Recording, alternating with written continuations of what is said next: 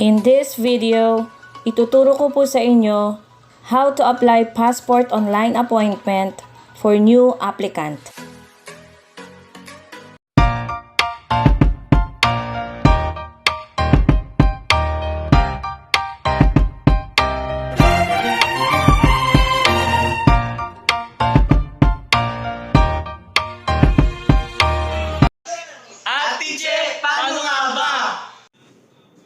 Ate Che, paano nga ba?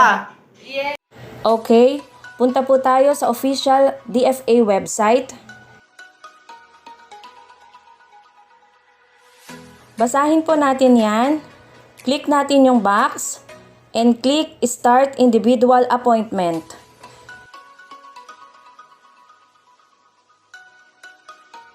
Pili po tayo ng satellite site kung saan convenient po sa atin.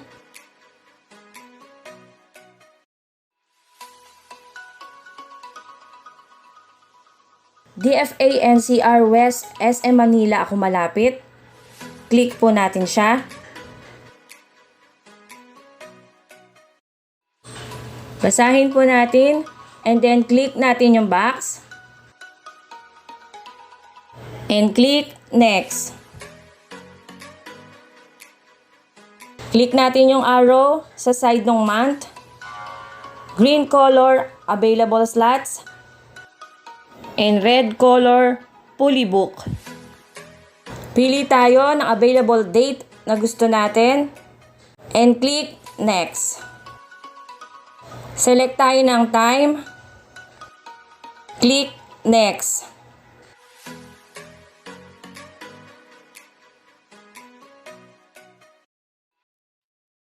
Click natin yung box, I'm not a robot.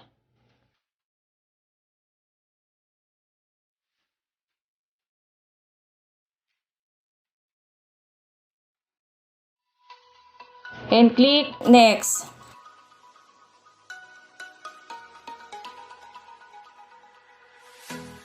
Basahin po natin yan and click I agree.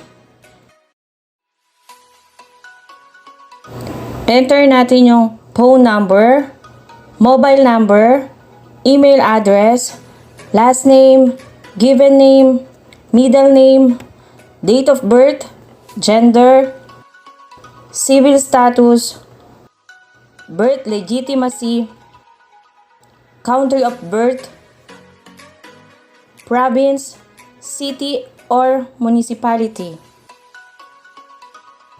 And click Next. Application type, click natin yung New. Foreign passport holder, click natin yung No. Then type natin yung contact person and contact number.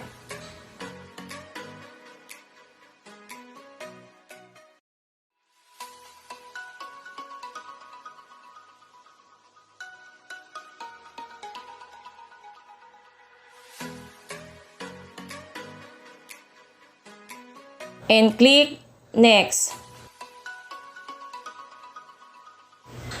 Type natin yung current address.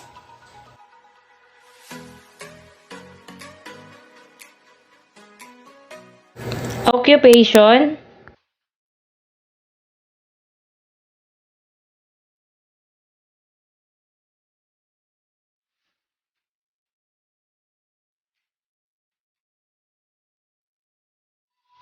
And click Next.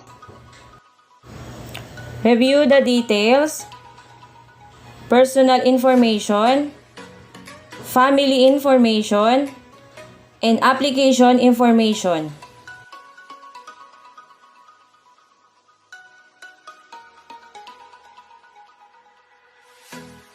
Click natin yung box, I'm not a robot. Then click Confirm.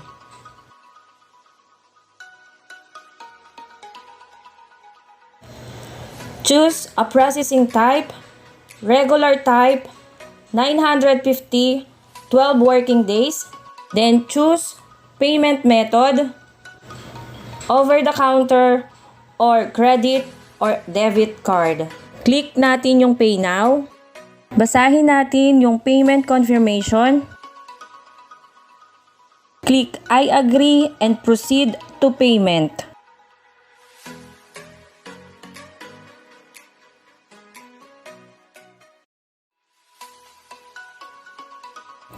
Read General Guidelines.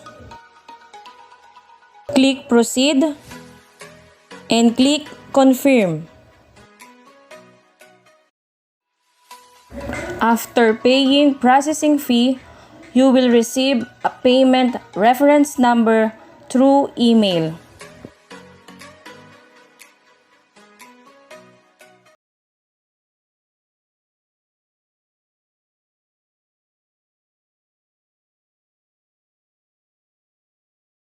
(7-Eleven) using their kiosk. Click natin yung bill details. Enter natin yung reference number, cellphone number, then click Next. Then Next. Take the slip and bring to the cashier for payment.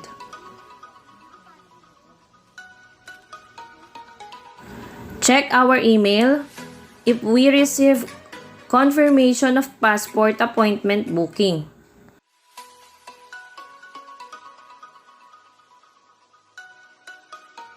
Okay, passport application checklist, a copy of application form, a copy of transaction receipt, PSA birth certificate, and one valid ID. Okay, print these documents on A4 paper and bring them on the day of your appointment.